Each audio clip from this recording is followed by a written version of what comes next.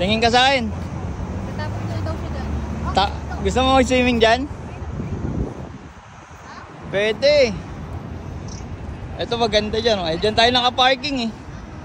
Tingnan mo yung architecture dyan. Ganda.